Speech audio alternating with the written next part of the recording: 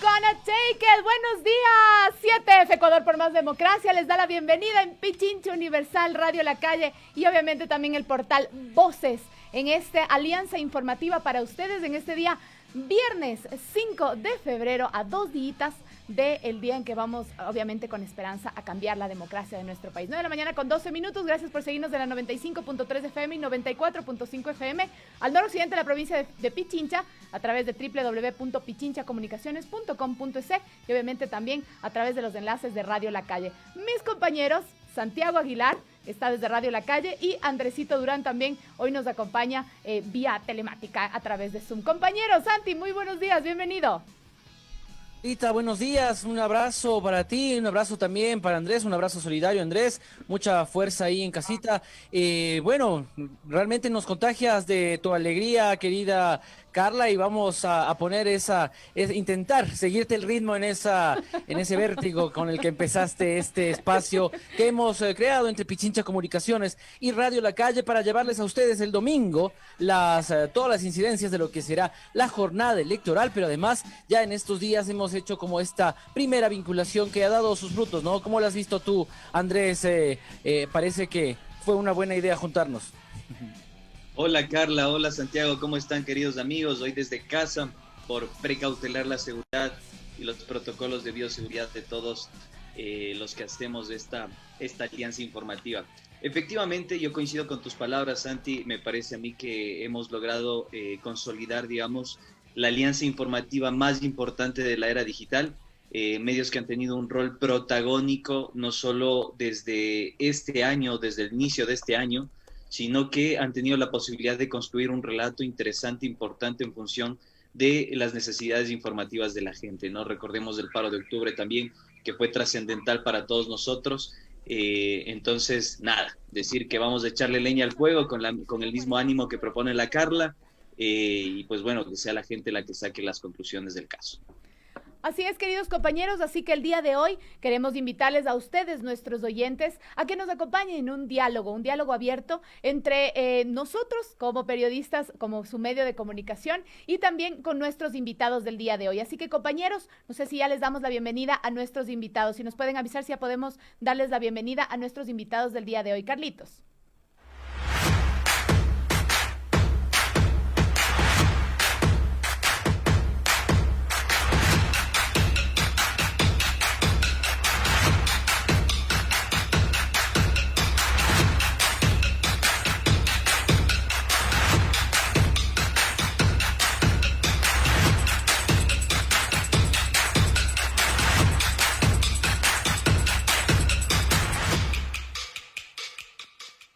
Siete F.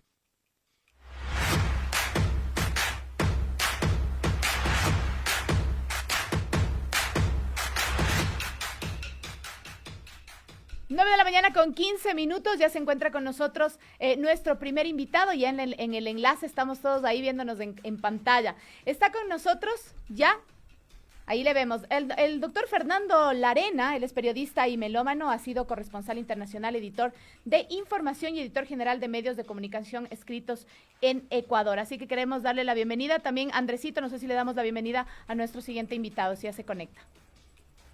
Efectivamente, estamos a la espera del doctor Fernando Casado, con quien también vamos a charlar.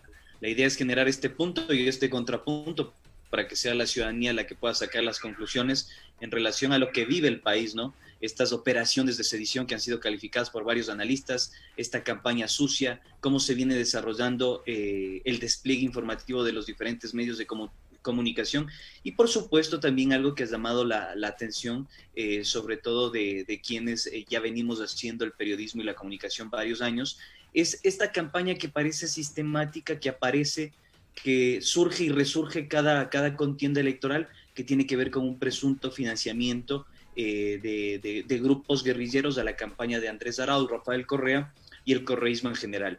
Esto con la intención no de buscar un posicionamiento político en términos editoriales, sino con la finalidad de que se explicite, de que podamos entender y desarrollar, describir y explicar lo que está sucediendo alrededor de la campaña. Esperamos que ya tengamos comunicación, esperemos que ya tenemos comunicación con Fernando Casado. Fernando, ¿ya está por ahí? Aquí sí lo vemos ya a Fernando Larenas. Fernando, le damos la bienvenida. Un abrazo desde este espacio de tanto de Pichincha Comunicaciones, Pichincha Universal y Radio La Calle. Les saluda Santiago Aguilar desde la cabina precisamente de Radio La Calle. Fernando, lo primero para tratar de emprender este diálogo, esta especie de interpretación que intentamos hacer de cómo ha funcionado la campaña política de cara a las elecciones de febrero de este año, de 2021, y por supuesto la relación con los medios de comunicación. Usted es un hombre que ha estado, por supuesto, muchos años en los medios, ha dirigido varios de ellos. ¿Qué lectura, qué marcos de interpretación usted encuentra que han puesto los medios de comunicación, tanto tradicionales, digamos, los medios de toda la vida, el universo, el comercio, esta prensa más vinculada con el sector empresarial, versus otros medios de comunicación, si es que usted los encuentra? Fernando, buenos días, bienvenido Hola. a esta Alianza 7F. Gracias, Santiago. Buenos días. La verdad es que después de muchos meses, diría yo, tomo contacto con los medios de comunicación. Yo estaba alejado, Carla anunciaba, a un principio anunciaba parte de mi currículum y me fascinó mucho que haya tocado el tema ese de melómano. Yo decidí, la verdad, estudiar un poco más la música. El periodismo creo que ya lo he estudiado tanto, lo he practicado tanto que ha llegado un nivel de saturación, pero obviamente eso no significa que ustedes tengan que seguir mi ejemplo. Ustedes tienen que estar ahí en la primera línea de lo que está ocurriendo. Lo que sí te puedo decir es que no he estado ajeno, no tanto ya como un lector tradicional o como un oyente tradicional de los medios tradicionales de comunicación, llamémosle televisión, llamémosle radio, llamémosle prensa escrita. Ahora tenemos las redes sociales, tenemos a través de todos esos medios electrónicos y digitales la posibilidad de enterarnos mucho antes de que llegue el noticiero de las 7, de las 8 o de las 9 de la noche.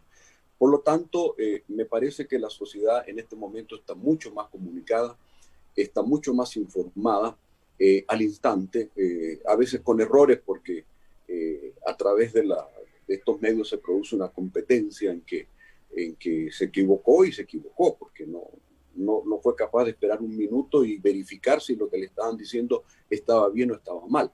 Entonces, volviendo al tema de las elecciones, lo que sí, he estado al margen, digamos, desde la cobertura, pero no he estado ajeno a lo que ocurre. Me parece algo insólito, algo inédito lo que ha ocurrido en esta campaña electoral.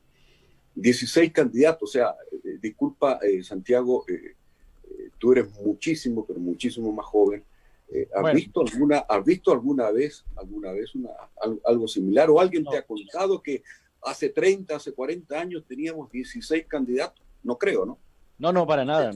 Ya, Sin entonces, duda, esto es Inédito. único en la historia electoral del país. Ya, y yo te hacía la pregunta porque tú sabes que como periodistas nunca dejamos de preguntar. O sea, somos muy preguntones Sí. y está bien. Yo creo que así hay que hacer. Recién vi por ahí a la Adriana Costa, que lo conocí también como reportero de una radio. Muchacho inquieto siempre, ¿no? Siempre preguntaba. Inquieto. Y eso es lo importante. Entonces, mira, eso de 16 candidatos, yo digo, y voy a hacer ahí me voy a meter un poco en el análisis un poco más desde la comunicación, pero desde otro ángulo. 16 candidatos en que tal vez nunca le pidieron muchos requisitos, como por ejemplo los emprendedores. Un emprendedor que quiere tener un negocio, que perdió su trabajo, que tiene un pequeño capital o que le falta capital, tiene primero que ir a la CFN o tiene que ir a una entidad financiera a pedir un préstamo, tiene que ir a sacar las patentes, tiene que ir a sacar los permisos municipales, tiene que hacer una presunción de lo que va a pagar de impuestos. Es decir, las trabas son terribles. Es decir, emprender en algo en el país es muy complicado, pero ser candidato a presidente, ser candidato a asambleísta, vi el otro día algunas listas. Es decir, no conozco, pero absolutamente a nadie. Son, me parece a mí, personas muy desconocidas. Sin embargo, ahí están y no sé, con 30 votos, con 1000 votos, con 4000 votos, alguien se puede convertir en asambleísta para ganar un sueldo bastante importante, cosa que Fernando, no puede un emprendedor con años de trabajo. ¿Por qué? Porque está lleno de impuestos, está lleno de cosas así que lo frenan. Eso, Fernando, digamos, es el primer punto de 16, reflexión que quería darte. Sí, perfecto. Estos 16 binomios han dispersado, han concentrado la disputa política y ese es el centro de la pregunta que le hacía inicialmente, ¿no? Esta relación medios y poder, como qué marcos de interpretación, qué realidades han contado los medios de comunicación en este tiempo desde su experiencia, tomando en cuenta este difícil antecedente de los 16 binomios. Sí, ¿sabes qué, Santiago? Yo me he quedado más en lo anecdótico porque me parece imposible entrar en lo profundo. ¿Qué es lo anecdótico? Es decir, que un candidato le pusieron escopolamina o fue drogado, que otro no sé qué. Es decir, y que otro se puso a cantar. Son cosas realmente inéditas, aunque no son nuevas. No son nuevas. Acordémonos de y yo, claro, pues, la cobertura en esa época, yo era corresponsal de una agencia internacional cuando Bucaram fue candidato a presidente y ganó las elecciones. Entonces era un espectáculo y que a nosotros nos sorprendía como periodistas porque en la mañana empezaba con una rueda de prensa donde despotricaba por todos lados.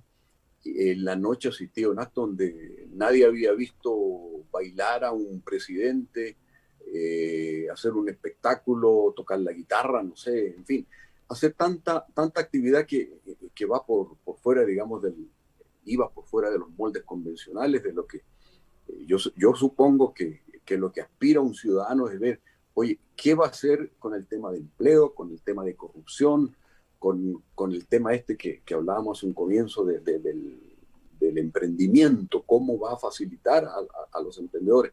Ecuador es un país de emprendimiento, pero el emprendedor tiene muchas dificultades. Entonces, esa es la gran diferencia. Entonces, conocer a 16 candidatos, me parece que ustedes como periodistas, como reporteros, no lo lograrán nunca, ni en 2 meses de campaña, creo que no, un poco menos de 2 meses, ¿no es cierto? No lo van a lograr. Tampoco lo lograrían durante todo el año, una vez que terminen las elecciones. Es que es imposible. Hablaba con un colega anoche que trabaja con ustedes y me decía que 3 candidatos no fueron a su radio. Entonces yo dije, oye, pero primero como candidato no debes decir dónde voy o dónde no voy. Es que una tiene 1.000, una audiencia de 1.000, otro tiene de 100.000, voy a la de 100.000. Oye, y la de 1.000 y esos 1.000 no te vieron, no te conocieron. Entonces, yo creo que además hay un precepto constitucional muy grande. No se puede discriminar absolutamente a nadie. Yo obviamente no soy un analista político y eso le explicaba yo anoche a Carla cuando me invitó. No voy en calidad de analista político, sería demasiado presuntuoso para mí hablar como analista político. Entonces sí, yo hablo de mi experiencia como periodista, Santiago, y podemos seguir en esa línea conversando.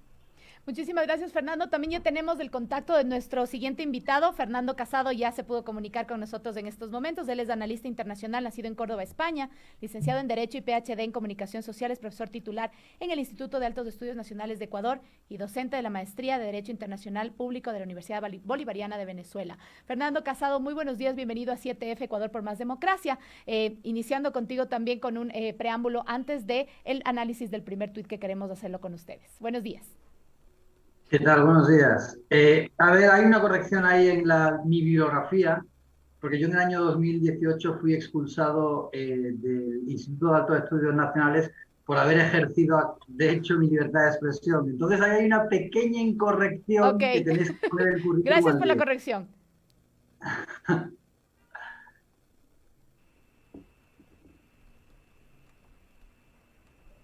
Vamos entonces, muchachos, con el primer tuit Ya les dije muchachos a todos, así que les pido disculpas por la la cordialidad entre todos. Estoy con varios caballeros, así que me siento un poco nerviosa con tantos caballeros aquí en este momento. Vamos a analizar el primer tuit, el diario El Universo. Lo vemos en este momento en pantalla, quienes nos acompañan en YouTube. Y el primer análisis que queremos hacer es sobre justamente el diario El Universo. En su página oficial dice: Arauz fue uno de los primeros en recibir la vacuna contra el COVID-19 en Argentina, pero igual no se libró del contagio. Una foto de Cristina Fernández con el señor Arauz. Este es un tuit que ha sido desmentido por el mismo Andrés Arauz. ¿Qué podemos comentar sobre este tema y sobre este manejo de los medios de comunicación ante este tipo de información, que además es muy personal y también es tan delicada en estos momentos? Vamos primero con Fernando Casado. Bueno, gracias por la invitación. Pues yo creo que ahí lo que vemos son varias cosas, ¿no? Por un lado, una falta de contrastación de la información de un tuit, que sabemos que las redes sociales, pues en muchos sentidos, son un mentidero de rumores, y por lo tanto eso da lugar a que ese medio de comunicación pues esté adoleciendo de uno de los valores más importantes que debe de hacerse valer, ¿no? El rigor, la veracidad de la información. Pero yo creo que también responde a un clarísimo sesgo que los grandes medios de comunicación en el Ecuador están mostrando durante esta campaña, ¿no? Esto es un todos contra uno, tanto a nivel político como a nivel mediático. Los medios, como actor de dominación cultural, están tratando de hacer todo lo posible, por activa, por pasiva, incluso con el uso y difusión de fake news, para impedir que un candidato concreto, que es Andrés Arauz, pues llegue a ganar estas elecciones. Y creo que dice muy poco positivo de también cómo se está, pues eso, reproduciendo fake news, porque sobre todo lo que se trata de hacer es equipararle a Andrés Arauz una imagen de quienes están saltándose las reglas de las vacunaciones. Es decir, la vacunación tiene que ser, en primer lugar, tomada por la población más vulnerable. Si logras posicionar en el imaginario popular que Andrés Arauz ha hecho uso de esa vacuna con antelación a esos grupos vulnerables, pues de alguna manera lo que tratarías de hacer es asignarle esa imagen de corrupción, esa imagen de político listillo. Y bueno, pues esto pues, se enmarca claramente dentro de una guerra sucia en la que todo vale, especialmente en una campaña electoral en la que tantísimas cosas están en juego. Efectivamente, hay un preámbulo, hay un contexto, hay un preludio. Las 9 horas, 30 minutos. Hay una introducción a este caso que nos permite de alguna forma evidenciar lo que está sucediendo y cuál ha sido el rol de los medios de comunicación en este contexto. Me gustaría centrarme de alguna forma en el paro nacional de octubre. Tuvimos la posibilidad de recopilar información y es información interesante y dice muchísimo del posicionamiento que ha tenido la prensa en estos últimos casi 4 años ya. Durante los 12 días de paralización de octubre, los diarios del Comercio y El Universo publicaron un total de 851 noticias. Ninguna de ellas retrató la inconformidad de los manifestantes. 235 calificaron de indios, correístas, chavistas o castrochavistas a los manifestantes. 21 noticias fueron a favor de las medidas económicas y 580 noticias solo tuvieron como fuente principal al gobierno nacional. Apenas 15 nada más utilizaron fuentes como organismos de derechos humanos. Fernando Larenas, ¿qué decir al respecto de este rol que han tenido los medios de comunicación en un contexto que tenemos el caso de octubre, pero que también, haciendo un breve barrido del posicionamiento mediático de la construcción del relato, vamos a evidenciar que es igual de agresivo en materia comunicacional contra una tienda política, en este caso el correísmo, ¿no? Vemos los titulares de La Hora, las portadas de La Hora, el comportamiento político incluso del Telégrafo. ¿No existe una instrumentalización de los medios de comunicación en esta contienda electoral? ¿Qué decir al respecto? Bueno, yo decía desde un comienzo, primero, que no vengo aquí, primero, a analizar políticamente las elecciones, la campaña, básicamente la campaña, ni tampoco yo, además, sería demasiado, no sería ético yo juzgar a los medios en los cuales he trabajado, porque tú tienes una percepción, Andrés, que es la que la expresas a través de una estadística. Y yo creo que si tú manejas esa estadística, me parece a mí que es tu punto de vista, obviamente muy respetable, basado en una fuente. Yo ejerzo el periodismo muchísimos años, por lo lo menos durante 40 años lo ejercí. Voy a hablar en pasado mejor, para no meternos en lío, voy a hablar en pasado. Entonces puedo hablar por lo que yo hice. Y me parece que muchos me conocen, tal vez tú no me conoces porque eres muy joven, pero algunos colegas que están en la radio en este momento sí me conocen.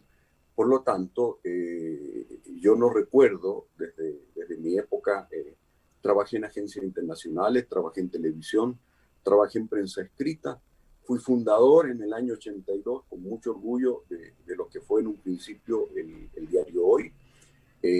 Trabajé una década en el diario Comercio y yo obviamente no recuerdo, en mi caso, que me hayan dicho tú debes titular de una forma o debes titular o debes ocultar la verdad.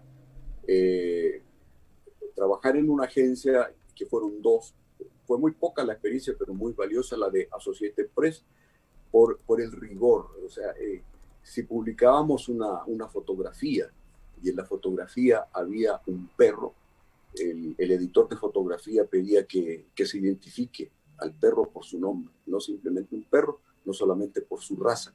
Eran esos temas de rigurosidad que tenían las agencias. Recuerdo que el problema que tenía AP era que no competía en velocidad como competían otras agencias. ¿Quién llega primero a la noticia? 30 segundos antes, un minuto después. Recuerdo que alguna vez lo leí en Colombia, cuando asesinaron en un tiroteo a Pablo Escobar, las dos grandes cadenas que todavía existen en Colombia, me parece que la diferencia fue de un minuto entre una y otra. Entonces, cuando las agencias informaban de que se cayó un avión, AP aguantaba 10 minutos, aguantaba 20 minutos, pero daba el nombre de la aerolínea, el nombre de la fuente, el nombre del capitán de bomberos que llegó primero al lugar donde se cayó el avión, etc. Entonces, yo me acostumbré al rigor periodístico. Entonces, no voy a hacer yo una interpretación. Y además que viví una época anterior, Andrés, sin tampoco juzgar absolutamente nada, porque me parece a mí que pero Fernando, el pasado ya quedó atrás. Fernando, ¿podemos decir que existe rigor periodístico en este contexto y en esta coyuntura crítica que vive el país? ¿Hay ese rigor periodístico, hay esa voluntad de contrastar, verificar y contextualizar la información? Porque vemos medios de comunicación que lo que hacen en este momento es titular y sacar el contexto, o adjetivar y no contrastar la fuente, o no ir a la fuente para hacer el sopeso, o simplemente vemos una práctica que es sistemática en los medios de comunicación que tiene que ver con el unifuentismo. Apelamos a una sola fuente y a partir de esa fuente se construye un relato. Desde ese punto de vista, desde esa cancha, ¿cómo puedes tú analizar aquello? ¿Existe una cancha inclinada? Nunca he estado de acuerdo en eso, Andrés, nunca he estado de acuerdo con los reporteros cuando llegaban del trabajo de fuente. Digo, oye, pero ¿y esta nota la vas a publicar con una sola fuente? ¿Y dónde está la otra? Es que no quiso hablar. No, inténtalo. Entonces no lo publique hasta que el otro lado... Pero fíjate, es tan importante, es que eso es tan deontológico. ¿Cómo puedes publicar algo si no tiene las dos versiones? Que son las mínimas que se dan en un hecho. Tienes la fuente oficial, tienes a los protagonistas.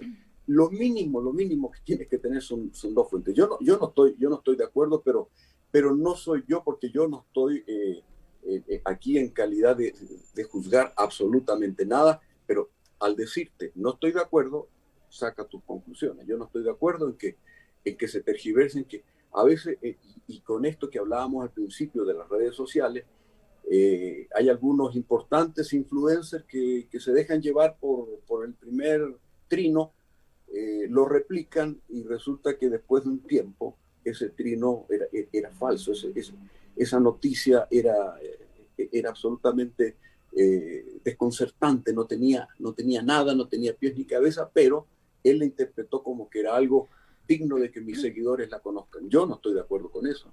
Todos nos equivocamos, el periodismo se equivoca muchísimo, pero tiene la posibilidad de rectificar. El problema es cuando no hay rectificación. Entonces a mí me parece que, y a la final es el público, es el lector, es el oyente el que dice, ¿voy a escuchar este radio o no voy a escuchar este radio? ¿Este radio me representa o no me representa? ¿Este diario me representa o no me representa? Y ahí, lo que decíamos también al comienzo, ¿cuál es la necesidad de ir a ver un noticiero a las 8 de la noche cuando ya te has enterado durante todo el día y además ya te has formado tu propio criterio, ya lo tienes? Estamos llegando a un público que tiene criterio, que tiene un punto de vista, que necesita de varias fuentes de interpretación. Fernando Casado, alguna vez que participamos en CIESPAL en un foro sobre la presentación de un libro, lanzó una idea muy interesante que yo nunca la había tomado en cuenta. Por ejemplo, de que los medios de comunicación a veces le dicen a un gobierno, le dicen gobierno, otras veces le dicen régimen. Régimen en el sentido peyorativo. Claro, el diccionario no hace mucho esa distinción, pero es interesante, o sea, pero ese es un papel ya de un Fernando, analista, de un investigador. Recordemos que usted también fue director de diario El Telégrafo y ahí también hay algunas apreciaciones de que no hubo rectificación en el momento en que se necesitaba. Sin embargo, vamos a avanzar. Les pido a mis queridos caballeros del día de hoy, vamos a continuar. Tenemos un extracto de una intervención de un periodista, de Lenin Artieda específicamente. Vamos a escuchar y analizamos en un momento justamente con nuestros invitados. Escuchemos, por favor. Usted corre por tercera vez para presidente. En las elecciones anteriores llegó a la final y el triunfo le fue esquivo por una mínima diferencia que estuvo en discusión frente al Estado candidato y ante él su candidatura aglutinó el rechazo al correísmo. Ahora se supone que no estará Correa, quien está prófugo en Bruselas. La lucha del pueblo ecuatoriano después de 4 años viene a ser contra el mismo modelo político estatal, totalitario, corrupto. En este momento ya no tenemos una corrupción a la que estábamos acostumbrados hace algunos años, en donde la gente que tenía poder era la que ejercía o abusaba de sus capacidades, de su acceso, de sus posibilidades de manejar el dinero público. Tengo claro que los banqueros que participaron en actos de corrupción en la crisis del año 98, del año 99, pues todos ellos o la mayoría de ellos ya están fuera del país y que lo que quedó es un sistema bancario sólido con banqueros decentes. ¿Por qué votaré yo por Guillermo Lasso? Esta opinión va dirigida en especial a quienes votaron por Cintia, a quienes viven en Guayaquil y son de Manabí, a mis seguidores demócratas en general, incluidos entre ellos muchos críticos y algunos detractores. Porque es un banquero honesto.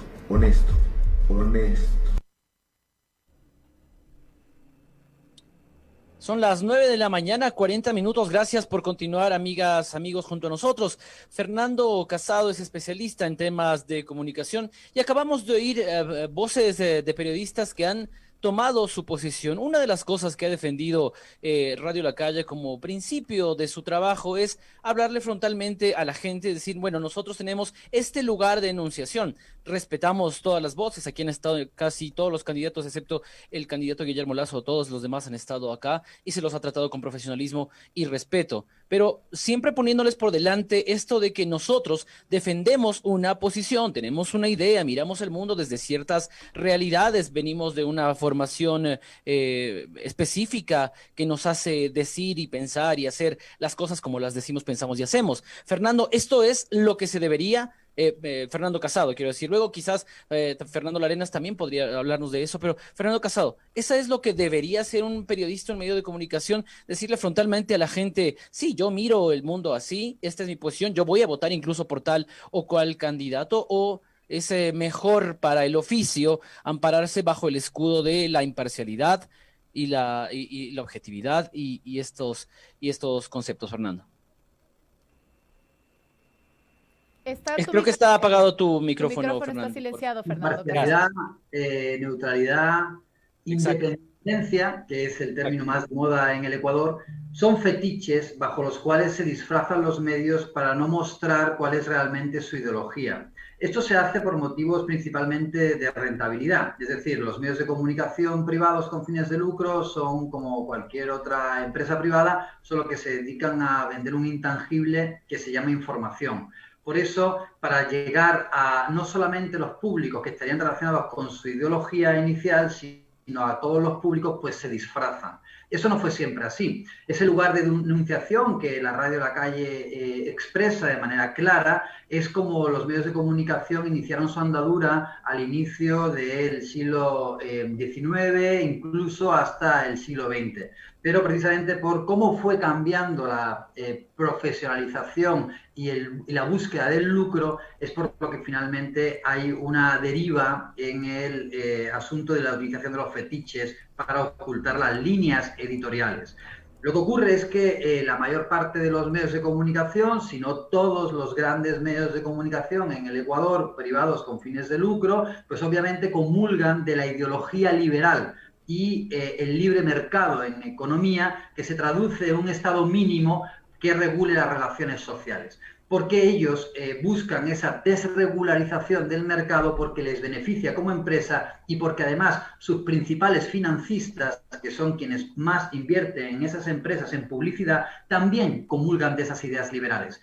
¿Cuál es la consecuencia de eso? La consecuencia es que al final nos encontramos con grandes creadores de opinión que parecieran más que periodistas, activistas políticos. Y esto es triste porque se siguen disfrazando bajo esos fetiches de imparcialidad, etcétera, violando lo que antes decía Fernando Larenas, los códigos deontológicos más básicos en los que se debe de basar un periodismo riguroso. Y entonces pues te encuentras con que todos esos activistas políticos y no periodistas que acabáis de poner en ese pequeño fragmento, pues normalmente tienen unas posiciones extremadamente duras y extremadamente,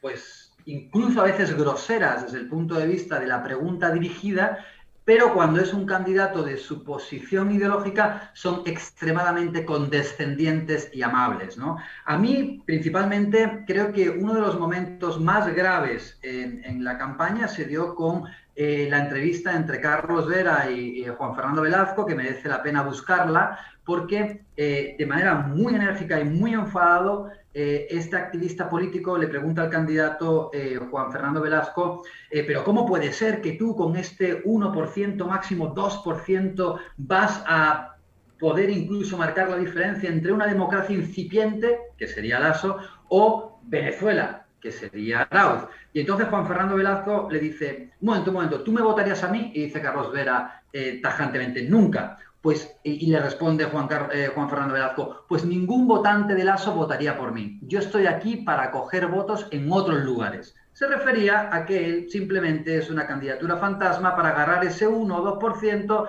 del correísmo. Entonces, es tan grotesca la manera en que se está desarrollando no solamente el posicionamiento de ciertos candidatos en la campaña, sino sobre todo el posicionamiento de los medios de comunicación. Esto ya poco tiene que ver con esa democracia liberal clásica, parlamentaria o presidencialista a la que nos gustaría estar abocados en lo que sería una carrera o un desarrollo normal de un sistema democrático, ¿no? Perfecto, Fernando. Voy con Fernando Larenas más o menos para redondear la misma idea, Fernando. Siento, y te lo digo con respeto, con admiración a tu trabajo siempre, que me hablas de una versión edulcorada del periodismo, ¿no? Una versión edulcorada en la que el periodista más o menos siempre tiene que estar contrastando, siempre tiene que hacer el ejercicio básico que intentamos todos.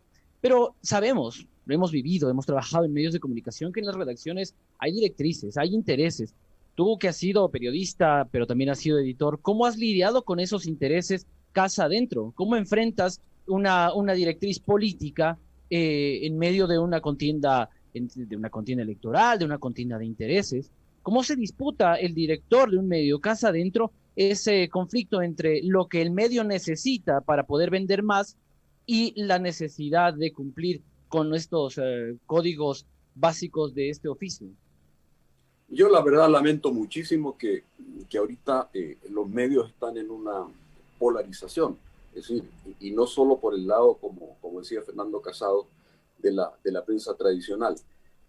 También tú ves medios alternativos que están, porque los medios de comunicación no son solo los tradicionales, hay medios alternativos.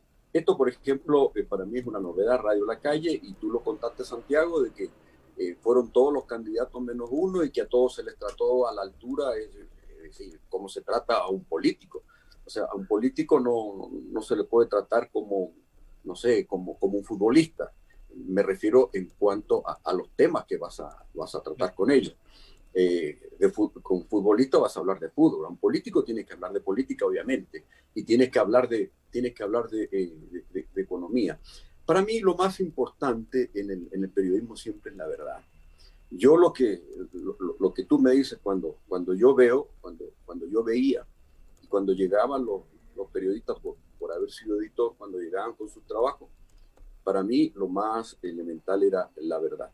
Ahora, claro, sabemos que, y ese ya es un lugar común, que la verdad duele porque a veces afecta a mis intereses, afecta a mis pensamientos, y me voy a hacer abstracción un poco de lo político.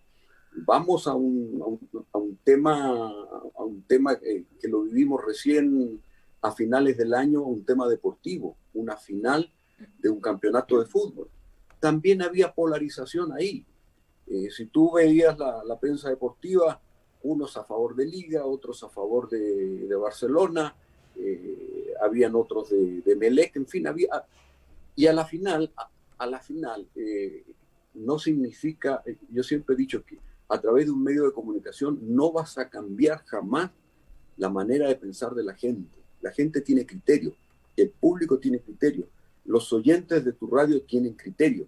Y por mucho de que tú trates de cambiar su criterio, no lo vas a lograr. ¿Por qué? Porque ese criterio empieza a nacer dentro de una sociedad, empieza a nacer dentro de una familia, y tú te formas de una manera. Ideológicamente piensas de una manera. Fíjate qué complicado, y ya estaba recién, un tema que también Fernando Casado lo debe conocer muy bien, la guerra del Ebro. Entonces leí el libro de Pérez Reverte, la novela última, Línea de Fuego. Qué difícil, ¿no? Qué difícil. Él fue un corresponsal, incluso cubrió algunas guerras, pero qué complicado, ¿no? Contar la historia desde el lado falangista y desde el lado republicano, contar las dos historias. ¿Dónde está el éxito de ese libro? Está en el que no toma partido ni por un lado ni por el otro lado. Pero ¿qué pasa? Y fíjate, y ahí hay un ejemplo muy interesante en esa novela. Hay 3 corresponsales. Ella es estadounidense, el otro periodista me parece que es británico, y el fotógrafo es checo. Y ellos toman una posición republicana. Entonces Pérez Reverte lo que hace es que esos personajes hablen, y los personajes son los que dicen de qué neutralidad me estás hablando. Si aquí estamos peleando contra los fascistas. Pero fíjate, por otro lado vi en cambio en Diario El País unas críticas fuertísimas a Pérez Reverte. ¿Por qué? Porque es el tema del criterio. Cuando ya tomaste tu posición, nadie te va a hacer cambiar, discúlpame, y si ya tomaste la decisión de por quién vas a votar, lo que yo te digo o no te diga en este momento no va a cambiar tu voto, Santiago, ni de nadie de los que estamos aquí. Y esa es la ventaja, por ejemplo, de que el voto es secreto. Si el voto es secreto, entonces no tenemos por qué, lo manifestamos así. Es como el creyente que va y se confiesa donde el cura, más o menos. Es un acto porque además está frente a una urna donde nadie te ve, donde estás tú solo frente a tu conciencia. Así que eso te quería decir, porque insisto en que yo no soy analista político. No, pero ha sido director, y en esa línea te preguntaba. Por eso te estoy explicando el marco conceptual de esto. Aunque te quiero decir que como buen periodista y comunicador has sabido torear bastante bien la intención de la pregunta, pero yo te lo agradezco igual, Fernando. Quiero insistir particularmente en una cuestión que a mí me parece interesante, y que era uno de los objetivos y propuestas de esta iniciativa informativa, que tiene que ver con una crisis de credibilidad sistemática y generalizada en los medios de comunicación. 2019, el paro de octubre, fue el parteaguas que permitió a la ciudadanía ver esa crisis de credibilidad en los medios de comunicación abiertamente anticorreístas, antichavistas, anticastrochavistas, bueno, usted póngale el eufemismo que guste. Pero la cuestión interesante de esto es que no solo ha cambiado la versión del relato de los medios de comunicación, sino también incluso las formas de financiamiento. Fernando Casado realizó una investigación que me parece interesante junto a otros colegas, que se titula La democracia de los trolls y el asalto a la democracia.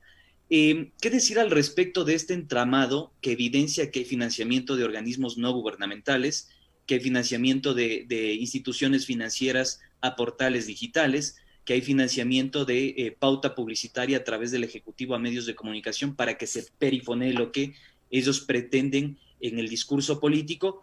¿Qué decir al respecto de este sesgo? Que la cuestión más particular es que no lo ventilan, no lo transparentan, no dicen yo estoy financiado por esta institución y obviamente voy a tener un conflicto de intereses, que creo que ahí va y en ese sentido va la crítica. ¿Qué decir al respecto, Fernando Casado? Vale, bueno, hay mucho que decir de eso, pero antes quiero hacer algunas referencias a lo que expresa Fernando Larenas, ¿no? Yo respeto mucho a Fernando Larenas, sí creo que dentro de su medio sabe torear muy bien las distintas situaciones y no mezclarse quizás y tratar de tener una posición más o menos, pues eso, rigurosa. No voy a decir objetiva porque yo no creo en la objetividad, pero sí rigurosa. Aunque es muy complicado, Fernando, porque al final te conviertes realmente en un legitimador de un sistema liberal de injusticia. Pero está bien que tú como persona lo hagas, pero cuidado porque, por ejemplo, has dicho no, porque la polarización también existe en los medios digitales.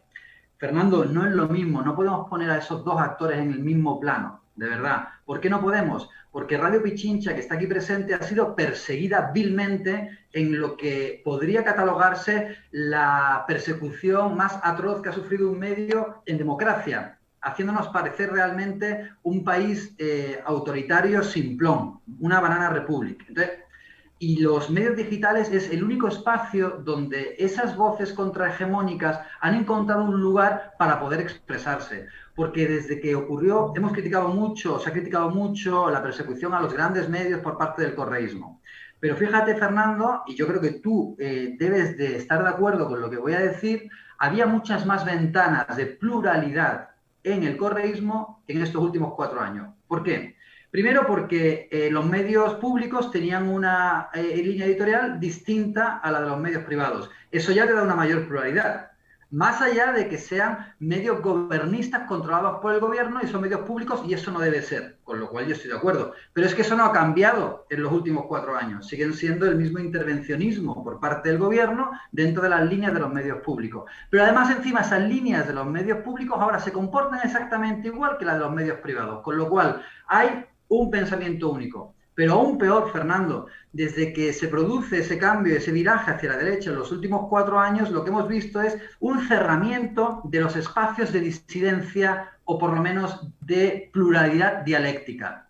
¿Dónde están los analistas de izquierdas en los programas de televisión de la prensa privada o de las empresas públicas? No existen. A mí, por ejemplo, ya no se me invita a ningún lugar que no sean en estos medios, entre comillas, alternativos, porque hay un cerramiento de las líneas. Y es porque, aunque posiciones como la mía pueden representar lo que vamos a ver este domingo, las posiciones mayoritarias de la población ecuatoriana, porque sin duda el correísmo va a ser el partido más votado, y ya lo reconocen todos los distintos encuestadores, hasta hace datos. Sin embargo, posiciones como la mía no se escuchan nunca en los medios de comunicación, sino en estos medios de comunicación alternativos.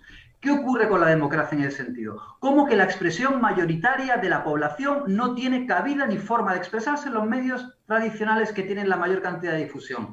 No hay pluralidad, Fernando. Entonces, no pongamos a los medios y la polarización y los medios alternativos al mismo nivel, porque los medios alternativos y la polarización que efectivamente tienen o las líneas contrarias que tienen los medios alternativos es una forma de expresar las únicas voces disidentes, y la capacidad de incidencia de estos medios de comunicación alternativos en la opinión pública no tiene nada que ver con los grandes medios de comunicación, con Teleamazonas, con Ecoavisa, con El Comercio, con El Universo, y el cerramiento es realmente grosero y terrible. Entonces, es verdad que hay polarización, pero no lo digamos de una forma como tan básica o tan obvia o tan... Es mucho más complejo y es muy grave, Fernando, lo que está pasando a nivel de persecución en el Ecuador y a nivel de cerramiento de la pluralidad, y por lo tanto la democracia, que se basa en uno de sus pilares, la libertad de expresión, está seriamente amenazada en este momento en el Ecuador. Y eso deberíamos de reconocerlo, tanto desde posiciones liberales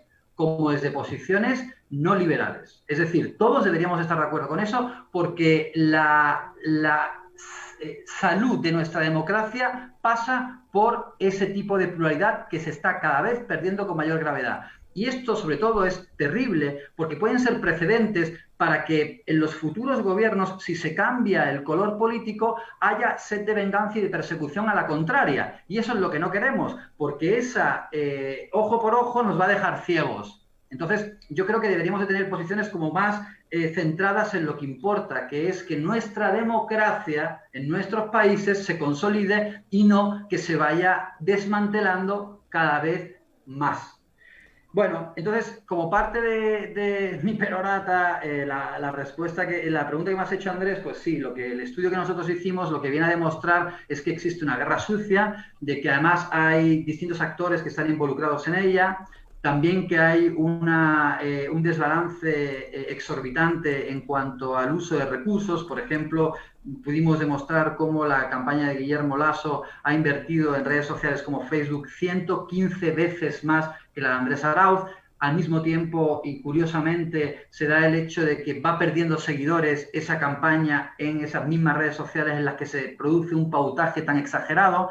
Después también la idea que teníamos nosotros era de intentar ver esa economía política de la comunicación, mostrar cómo entre telones hay un financiamiento externo a través del National Institute of Democracy de Estados Unidos y el National Endowment for Democracy o de USAID, a distintas organizaciones que son fundaciones que están íntimamente relacionadas con la candidatura de Guillermo Lasso. Lo mismo ocurre con organizaciones de la supuesta sociedad civil como Fundamedios, o aún peor, aún ha ocurrido eso también en actos de asesoría, como ha sido el cambio del reglamento del Consejo Nacional Electoral, en donde uno de los actores que ha sido invitado y que ha contribuido, pues ha sido precisamente ese National Democratic Institute. Fernando, tenemos muchas aristas todavía que realmente topar, pero en honor al tiempo y tenemos también que tener la participación de Fernando Larena, tomando en cuenta que, por ejemplo, Carol Murillo hoy en la mañana justamente en Punto Noticias hablaba y decía que los periodistas ya dejan de ser actores para convertirse en agentes políticos. Y ahí también, antes de concluir, quiero preguntarle a Fernando Larena, cuando él dirigía Diario El Telégrafo, las directrices venían directamente desde Andrés Michelena. Estas eran las directrices que se tomaban en Diario El Telégrafo y se notaba en algunas partes. A ver, el puesto que ocupaba Andrés Michelena era de gerente general, no era de director. Yo fui director del Telégrafo y... Pero daba las directrices. No daba las directrices. Bueno, y aprovecho para contarte que yo salí de los medios públicos en enero del año pasado, sí, justo hace un año, y quien dirigía la comunicación, porque asimismo fue antes, lo dijo Fernando Casado, así fue, hubo medios públicos en la época del gobierno anterior, pero yo salí durante la administración de Arroba, era, ¿no? ¿Cuál era el nombre de Arroba? Gabriel Arroba era. Gabriel Arroba. Secretario de Comunicación. Él era el secretario de Comunicación. Entonces, mientras yo fui, desempeñé dos funciones ahí. Uno, director del Telégrafo, y otro fue gerente editorial, que es un cargo que ahí está. O sea, así fue creado eso y claro, ahí se necesita una persona con experiencia en todos los medios, no solo en prensa escrita, también en radio y en televisión. Obviamente yo nunca he tenido ninguna práctica en radio, en televisión sí. Me inicié en el periodismo trabajando en televisión, así que sí. Muchísimas gracias, Fernando. Gracias por la aclaración. Muchísimo. Nos quedamos sin tiempo, queridos caballeros. Un honor para mí compartir micrófonos con ustedes. Fernando Casado, muchísimas gracias por estar aquí con nosotros. Fernando Larena, también gracias por recibir nuestra invitación el día de hoy. Nos quedamos con muchos temas que hablar. Compañeros, Santiago Aguilar desde Radio La Calle y Andrés Durán. Nos despedimos, compañeros. Un abrazo a ti, Carla, Andrés, a nuestros invitados, dos Fernandos. Siempre nos van a faltar tiempo. Les agradezco su deferencia y, por supuesto, un llamado para nuestros amigas, amigos, oyentes el día domingo, votar con responsabilidad, a cuidarse, pero a defender ese espacio que también es una conquista social, el hecho de poder llegar a una urna a decidir quién nos va a dirigir. Así que a defender, a cuidar ese espacio y a estar atentos con los colores de las papeletas. Un abrazo, Fernando. Queridos amigos, un saludo fuerte, enorme. Y como siempre lo decimos en este espacio, la ciudadanía es la que tiene las conclusiones. Ustedes han visto este punto y contrapunto. Voten con conciencia, voten sesudamente, que en sus manos está el futuro del país. Muchísimas gracias a nuestros invitados, gracias a ustedes los oyentes de este 7F Ecuador por Más Democracia. Nos vemos aquí el día domingo en la jornada donde le tomaremos el pulso al país. Hasta el día domingo. Adiós.